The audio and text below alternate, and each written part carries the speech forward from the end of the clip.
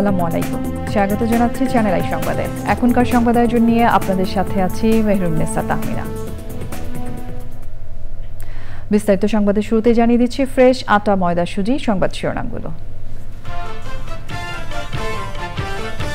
অভিনেত্রী নুসরাত ফারিয়া কাশিমপুর কারাগার থেকে জামিনে মুক্ত, সামাজিক যোগাযোগ মাধ্যমে শুভানুধ্যায়ীদের প্রতি কৃতজ্ঞতা।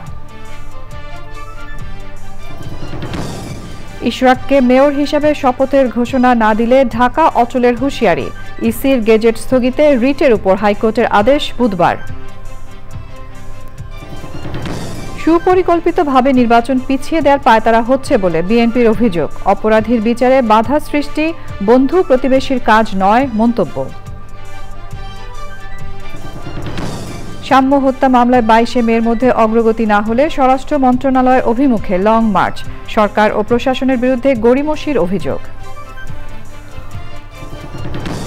এবং দেশে স্যাটেলাইট ভিত্তিক ইন্টারনেট সেবা স্টারলিংকের আনুষ্ঠানিক যাত্রা শুরু, সর্বনিম্ন প্যাকেজ 4200 টাকা।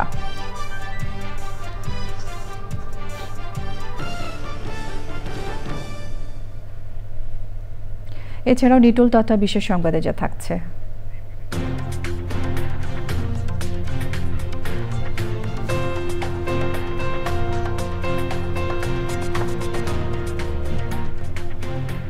লিওনেল মেসিকে ইতিহাসের সেরা ফুটবলার হিসেবে ঘোষণা দেওয়ার খবর।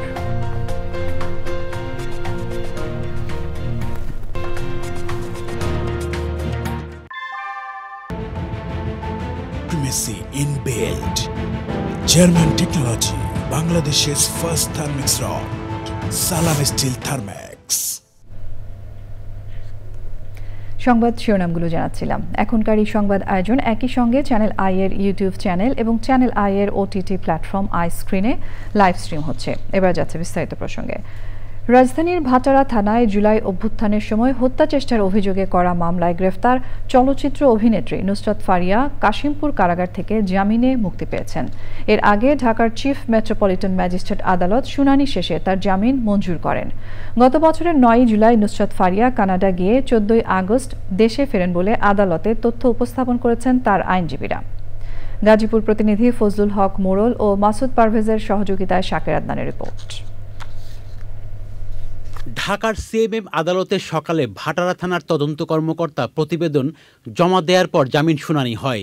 শুনানি শেষে চলচ্চিত্র অভিনেত্রী নুসরাত ফারিয়ার জামিন মঞ্জুর হওয়ার পর জামিনের কাগজপত্র ঢাকা কেন্দ্রীয় কারাগার কেরানীগঞ্জে পাঠানো হয়। সেখান থেকে পরে তা গাজীপুরের কাশিমপুর কারাগারে পৌঁছায়। বিকেল 4টার দিকে নায়িকা নুসরাত ফারিয়া কারাগার থেকে মুক্তি পান। সে সময় তার পরিবারের সদস্যরা উপস্থিত ছিলেন। জামিন পর্যন্ত আসতে হবে এই ব্যাপারটাই তো কখনো চিন্তা করি না। এখন সন্তুষ্ট অসন্তুষ্ট এটা কি বলবো, সারা রাত ঘুমাইতে পারি না ভাইয়া। ওর মতো একটা ইনোসেন্ট মানুষের এরকম জিনিস কখনো ফেস করতে হবে। 22 মে জামিন শুনানির দিন ধার্য থাকলেও দুদিন এগিয়ে মঙ্গলবার শুনানি করেন আদালত। ঘটনার সময় উনি কানাডাতে অবস্থান করেছিলেন। সেই সমস্ত আমরা ভিসা পাসপোর্ট সমস্ত প্রয়োজনীয় কাগজপত্র দিয়েছিলাম। সেই পরিপ্রেক্ষিতে বিজ্ঞ আদালত আয়ুষ সাহেবকে নির্দেশ দিয়েছিলেন সার্বিক তদন্ত রিপোর্ট পর্যালোচনা এবং উভয় পক্ষের বক্তব্য শোনার পর বিজ্ঞ আদালত সন্তুষ্ট হয়ে তাকে 5,000 টাকা বন্ডে পুলিশ রিপোর্ট পর্যন্ত জামিন মঞ্জুর করেন। গত 18 মে থাইল্যান্ড যাওয়ার সময় ঢাকার হজরত শাহজালাল আন্তর্জাতিক বিমানবন্দরে নুসরাত ফারিয়াকে গ্রেপ্তার করে ইমিগ্রেশন পুলিশ। পরদিন 19 মে তাকে আদালতে হাজির করলে শুনানি শেষে নুসরাত ফারিয়াকে কারাগারে পাঠান আদালত। শাকের আদনান, চ্যানেল আই। ইশরাক হোসেনকে ঢাকা দক্ষিণ সিটি কর্পোরেশনের মেয়র হিসেবে শপথ পড়ানোর ঘোষণা বুধবারের মধ্যে না আসলে ঢাকা অচলের হুঁশিয়ারি দিয়েছেন সমর্থকরা। নগর ভবনের সামনে 6ষ্ঠ দিনের ব্লকেট কর্মসূচিতে এই ঘোষণা দেওয়া হয়। বুধবার সকাল 10টা থেকে নগর ভবনের সামনে অবস্থান কর্মসূচি পালন করবেন তারা। লায়লা নওশিনের রিপোর্ট।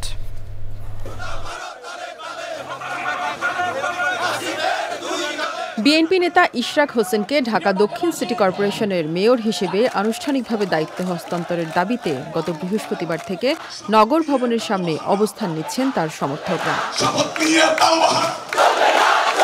6ষ্ঠ দিনের এই কর্মসূচিতে সঙ্গীত পরিবেশন করে নেতাকর্মীদের উৎসাহ দেন বিএনপিপন্থী সঙ্গীত শিল্পীরা। নগর ভবনের ফটকে তালা দিয়ে স্থানীয় সরকার উপদেষ্টা আসিফ মাহমুদ সজীব ভুঁইয়ার পদত্যাগের দাবিতে স্লোগান দেন ইশরাক সমর্থকরা।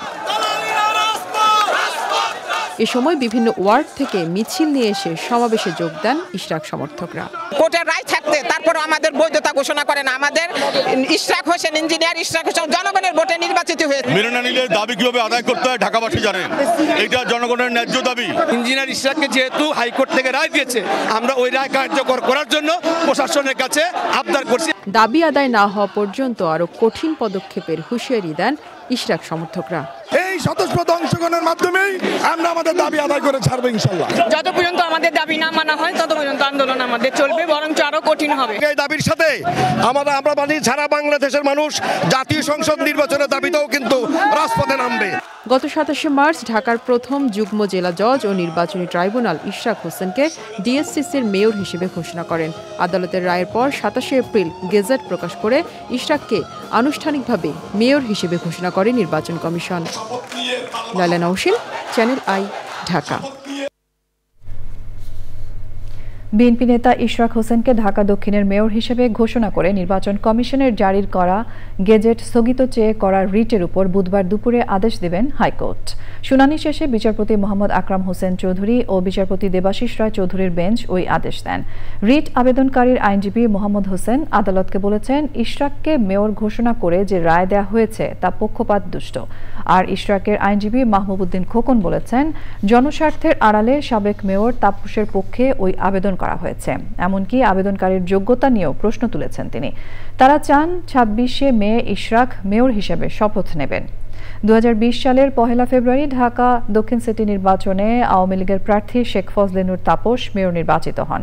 নির্বাচনে অনিয়ম ও দুর্নীতির অভিযোগ তুলে ফল বাতিল চেয়ে 2020 সালের 3রা মার্চ মামলা করেন ইশরাক। সরকার পতনের পর গত 27শে মার্চ ইশরাক হোসেনকে মেয়র ঘোষণা করেন ঢাকার প্রথম যুগ্ম জেলা জজ ও নির্বাহী ট্রাইব্যুনাল। 27শে এপ্রিল গেজেট প্রকাশ করে নির্বাচন কমিশন। ইশরাক হোসেনকে মেয়র ঘোষণা করে দেয়া রায় ও ডিক্রির বিরুদ্ধে আপিল করতে আইনি নোটিশ দেন রফিকুল ইসলাম ও মামুনুর রশিদ নামে 2 ব্যক্তি। নোটিশে গেজেট প্রকাশ এবং ইশরাককে শপথ নেওয়া থেকে বিরত থাকতে বলা হয়। আমাদের কনস্টিটিউশনে যেটা বলা আছে যে নির্বাচিত প্রতিনিধি থাকবে এবং যেটা রুল অফ ল, যদি আইনের সাথে বিশ্বাস করি অবশ্যই তাকে মেয়র হিসেবে শপথ গ্রহণ করতে হবে। আর সরকার এখন তা করছে না, সরকারের একটা গোষ্ঠীর কারণে। পণ্য রপ্তানিতে ভারতের নিষেধাজ্ঞায় বাংলাদেশের চেয়ে ভারতের বেশি ক্ষতি হবে বলে মন্তব্য করেছেন স্থানীয় সরকার পল্লী উন্নয়ন সমবায় যুব ও ক্রীড়া উপদেষ্টা আসিফ মাহমুদ সজীব ভুঁইয়া। দুপুরে সাভারে জাতীয় যুব উন্নয়ন ইনস্টিটিউটে যুব সমাবেশে তিনি এই কথা বলেন। তিনি বলেন, ভারত বাংলাদেশে বেশি পণ্য রপ্তানি করে থাকে, যেহেতু ভারত বাংলাদেশি পণ্যের উপর নিষেধাজ্ঞা দিয়েছে, তাই আমরা বিকল্প ব্যবস্থা খুঁজছি। ইশরাক প্রসঙ্গে আসিফ মাহমুদ বলেন, বিষয়টি যেহেতু আদালতে বিচারাধীন রয়েছে, তাই এই বিষয়ে কোনো মন্তব্য করা সমীচীন নয়।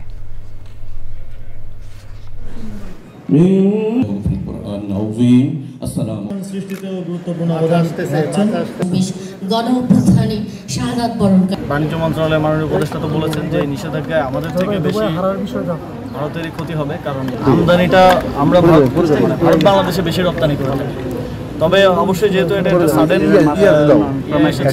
সেক্ষেত্রে আমাদের বিকল্প ব্যবস্থা খুঁজতে হবে এবং সেই বিকল্প ব্যবস্থা খোঁজা পর্যন্ত তো কিছু প্রতিবন্ধকতা থাকবে এবং ব্যবসায়ীদের সাময়িক হয়তো কিছু ক্ষতি হবে। তবে দীর্ঘমেয়াদে আমরা মনে করি এটা আমাদের আত্মনির্ভরশীলতার দিকে এগিয়ে যাওয়ার একটা সুযোগ।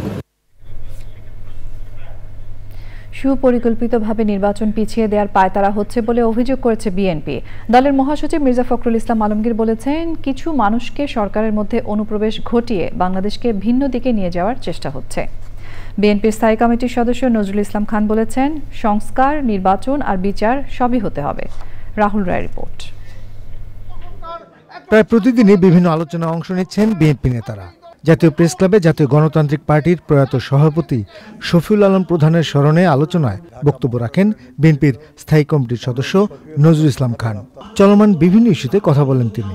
আমরা যে শক্তির বিরুদ্ধে এতদিন ধরে লড়াই করলাম, পরাজিত করলাম, যাদেরকে, যারা অপরাধী, যাদের শাস্তি হওয়া দরকার, যাদের বিচার হওয়া দরকার, তাদেরকে আশ্রয় দিয়েছে।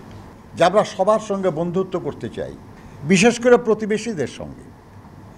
কারণ আমি আমার স্ত্রী বদলাতে পারবো, কিন্তু প্রতিবেশী বদলাতে পারবো না। আবার একটা শুনতেছি নতুন কথা, তত্ত্বাবধায়ক সরকারের অধীনেই স্থানীয় সরকার নির্বাচনও করতে হবে। ইউনিয়ন পরিষদ, উপজেলা, পৌরসভা, সিটি কর্পোরেশন এগুলো করতে সময় লাগে অনেক। তার মানে কি এই কথার মাধ্যমে নির্বাচন বিলম্বিত করার একটা প্রয়াস কি হচ্ছে না? চেয়ারপারসনের গুলশান কার্যালয়ে অনুষ্ঠিত যৌথ সভায় ভার্চুয়ালি যুক্ত হন চিকিৎসার জন্য থাইল্যান্ডে অবস্থান করা বিএনপি মহাসচিব মির্জা ফখরুল ইসলাম আলমগীর। সুপরিকল্পিতভাবে নির্বাচনকে পিছিয়ে দেওয়া, জনগণের যে অধিকার সেই অধিকার থেকে জনগণকে বঞ্চিত করাবার এবং ভোটের অধিকার থেকে বঞ্চিত করবার একটা পায়তারা শুরু হয়েছে। এবং আপনারা নিশ্চয়ই লক্ষ্য করেছেন যে বিভাজনের রাজনীতি আবার শুরু হয়েছে। এখানে গোত্রে গোত্রে যে বিভাজন সৃষ্টি করার চেষ্টা করা হচ্ছে, সরকারের বিভিন্ন ইনস্টিটিউশনগুলোকে পরস্পরের মুখে আপনার মুখোমুখি করার একটা ষড়যন্ত্র চক্রান্ত শুরু হয়েছে। আমরা দেখতে পাচ্ছি যে কিছু মানুষ যারা সরকারের মধ্যে অনুপ্রবেশ ঘটিয়ে বাংলাদেশকে ভিন্ন দিকে নিয়ে যাওয়ার চেষ্টা করছে, ভিন্ন খাতে তাকে প্রভাবিত করবার চেষ্টা করছে। যৌথ সভা শেষে 30 মে বিএনপির প্রতিষ্ঠাতা ও সাবেক রাষ্ট্রপতি জিয়াউর রহমানের মৃত্যুবার্ষিকী উপলক্ষে বিএনপির 8 দিনের কর্মসূচি ঘোষণা করা হয়। অর্ধনবীতকরণ ও কালো পতাকা। রাহুল রায়, চ্যানেল আই, ঢাকা। বাংলাদেশে আন্তর্জাতিক স্যাটেলাইট ইন্টারনেট সেবাদানকারী প্রতিষ্ঠান যুক্তরাষ্ট্রের স্টারলিংকের যাত্রা শুরু হয়েছে।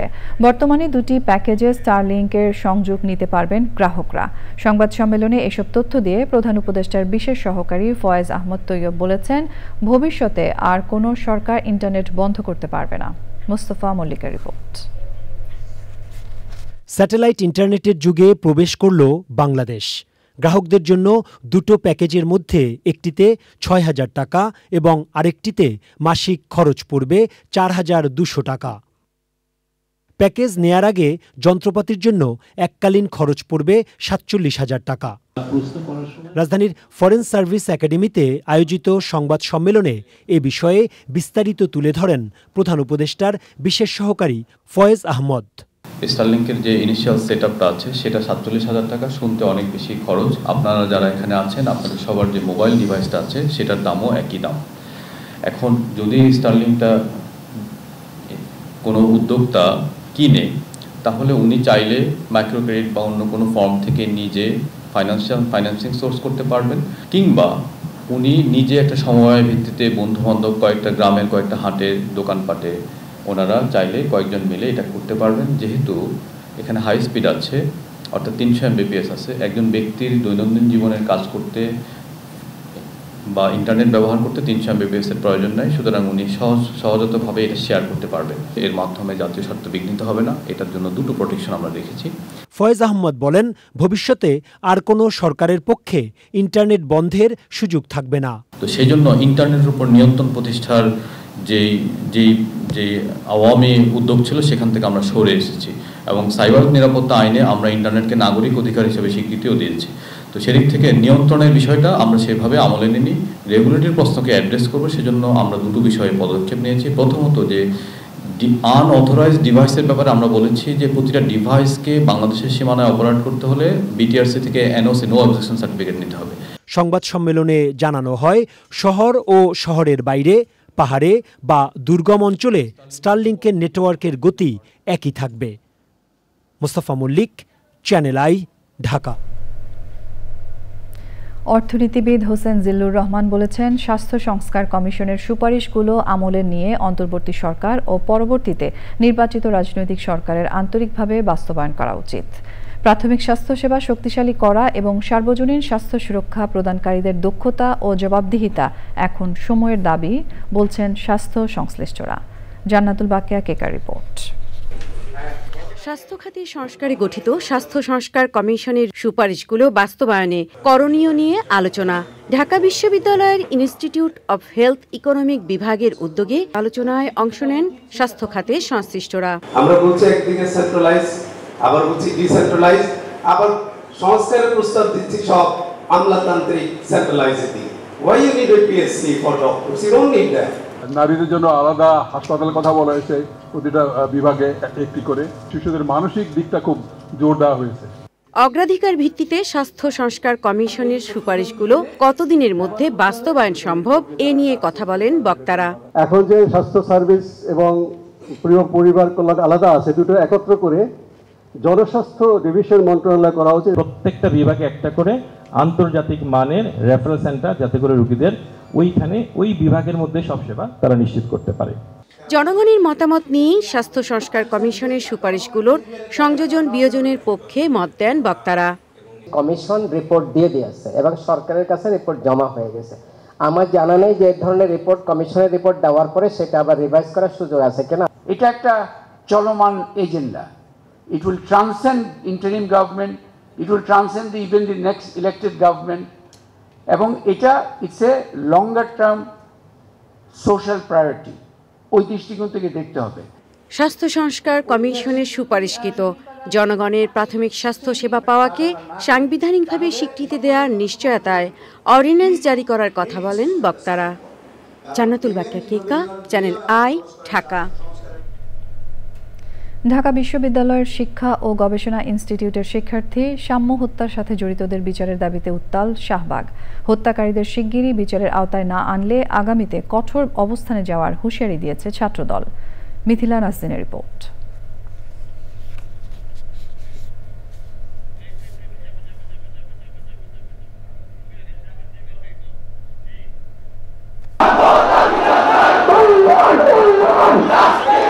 মুষলধারে বৃষ্টিকে উপেক্ষা করে রাজধানীর শাহবাগে ছাত্রদলের হাজার হাজার নেতাকর্মীর জমায়েত। স্লোগানে স্লোগানে কেঁপে ওঠে পুরো এলাকা।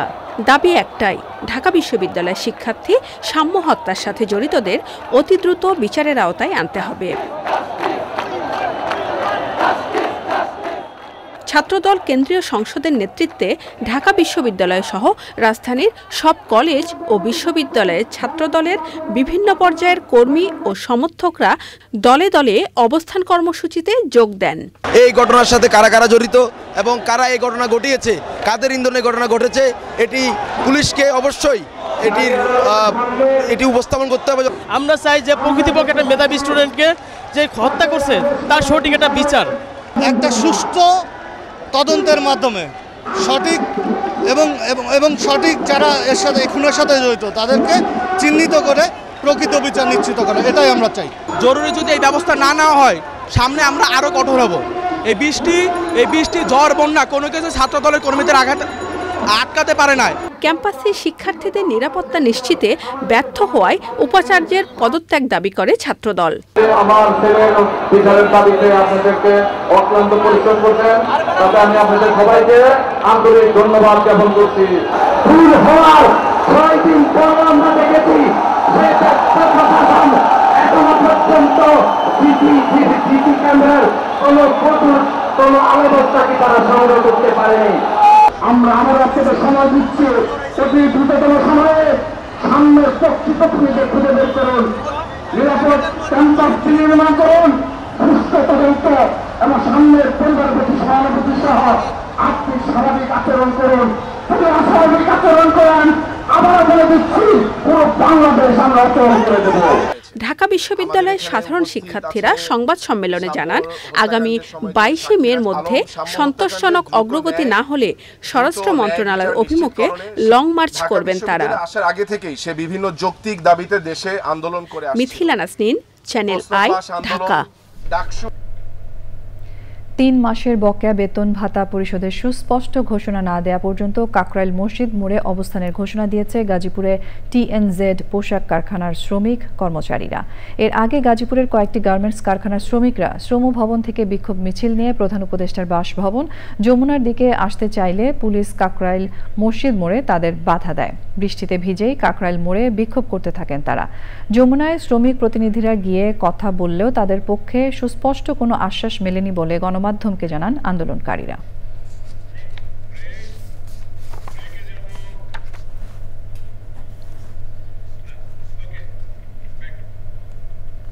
সংবাদের এ পর্যায়ে আমরা নিচ্ছি একটা বিরতি এবং বিরতির পর আরো যা থাকছে। গাজার বিমান হামলা স্বাগত জানাচ্ছি আরো একবার চ্যানেল আই সংবাদে। ফিলিস্তিনের দক্ষিণাঞ্চলীয় শহর খান ইউনিস থেকে ফিলিস্তিনিদের সরে যাওয়ার নির্দেশের পর মধ্যরাত থেকে ইসরায়েলি বিমান হামলায় ৪৩ জন নিহত হয়েছে।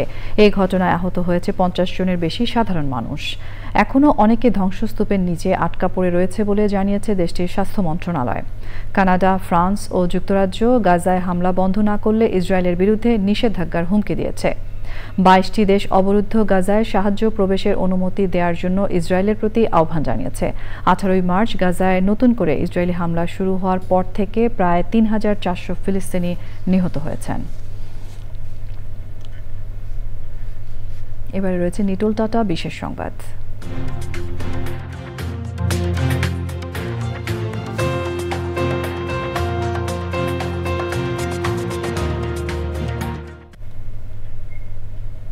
ফুটবল ইতিহাস ও পরিসংখ্যানের আন্তর্জাতিক ফেডারেশন IFFHS আর্জেন্টিনার বিশ্বকাপ জয়ী অধিনায়ক লিওনেল মেসিকে ইতিহাসের সেরা ফুটবলার হিসেবে ঘোষণা করেছে।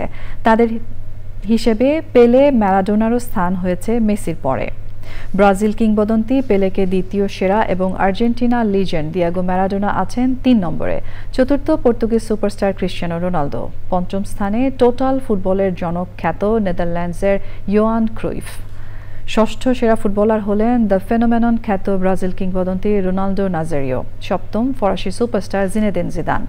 অষ্টম স্থানে আছেন জার্মান লিজেন্ড ফ্রাঞ্জ বেকেনবাওয়ার। নবম স্প্যানিশ কিংবদন্তি আলফ্রেডো ডি স্টেফানো এবং সেরা 10-এর দশম পছন্দ ব্রাজিল মিডফিল্ডার রোনালদিনহো।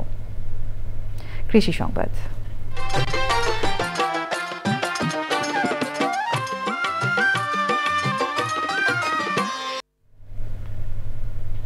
কুষ্টিয়ার তামাক প্রবণ এলাকায় ব্রিডার বীজ থেকে ভিত্তি ধান বীজ চাষ করে অধিক লাভবান হচ্ছেন কৃষক।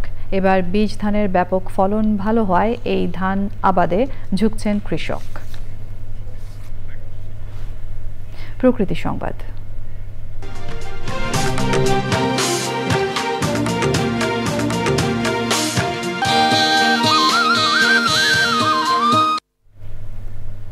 কিশোরগঞ্জে স্বাস্থ্য খাতে দুর্যোগ সহনশীলতা বৃদ্ধিতে তহবিল সংগ্রহ ও বাজেট বরাদ্দে অ্যাডভোকেসি কর্মশালা হয়েছে। পাথফাইন্ডার ইন্টারন্যাশনালের উইমেন লেড ক্লাইমেট রেজিলিয়েন্স প্রোগ্রামের উদ্যোগে শহরের ৩২ এলাকায় কর্মশালা হয়। এতে হাওড় অঞ্চলের স্বাস্থ্যসেবা প্রতিষ্ঠানের দুর্যোগকালীন চ্যালেঞ্জ ও করণীয় তুলে ধরা হয়। কর্মশালায় জেলা সিভিল সার্জন, পরিবার পরিকল্পনা বিভাগের উপপরিচালক, LGED ও DPH এর নির্বাহী প্রকৌশলী এবং জেলা ত্রাণ ও পুনর্বাসন কর্মকর্তা সহ হাওড় অঞ্চলের স্বাস্থ্য প্রতিষ্ঠানের প্রতিনিধি ও ইউনিয়ন পরিষদ সচিবরা উপস্থিত ছিলেন। পূবালী ব্যাংক বাণিজ্য সংবাদ।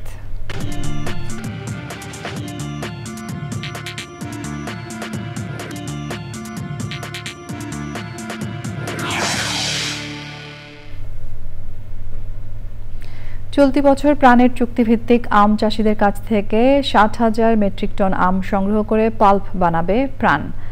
সারা বছর ম্যাঙ্গো ড্রিঙ্ক, জুস, ম্যাঙ্গো বার সহ বিভিন্ন খাদ্যপণ্য তৈরির লক্ষ্যে চলতি মৌসুমে আম সংগ্রহ ও পাল্পিং কার্যক্রম শুরু করেছে কৃষি পণ্য প্রক্রিয়াজাতকরণ প্রতিষ্ঠান প্রাণ। রাজশাহীর গোদাগাড়ী বরেন্দ্র ইন্ডাস্ট্রিয়াল পার্কে আম সংগ্রহ ও পাল্পিং কার্যক্রমের উদ্বোধন করেন প্রাণ গ্রুপের ব্যবস্থাপনা পরিচালক ইলিয়াস মৃধা। উৎকৃষ্ট মানের পাল্প সংগ্রহ করতে প্রতি বছরের মতো এবারও প্রাণ আমের জন্য নাটোর, রাজশাহী, চাঁপাইনবাবগঞ্জ, নওগাঁ, দিনাজপুর, মেহেরপুর, কুষ্টিয়া, পাবনা, সিরাজগঞ্জ ও সাতক্ষীরা জেলা থেকে আম সংগ্রহ করবে। এসব জেলায় প্রাণের 12,000 চুক্তিভিত্তিক আম চাষি রয়েছেন। সংবাদের এই পর্যায়ে আমরা নিচ্ছি একটা বিরতি এবং বিরতির পর খেলার খবরে যা থাকছে।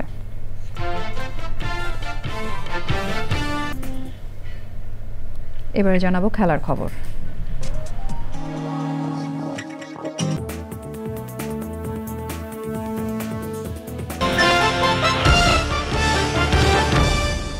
চুল কত ঘন টেস্ট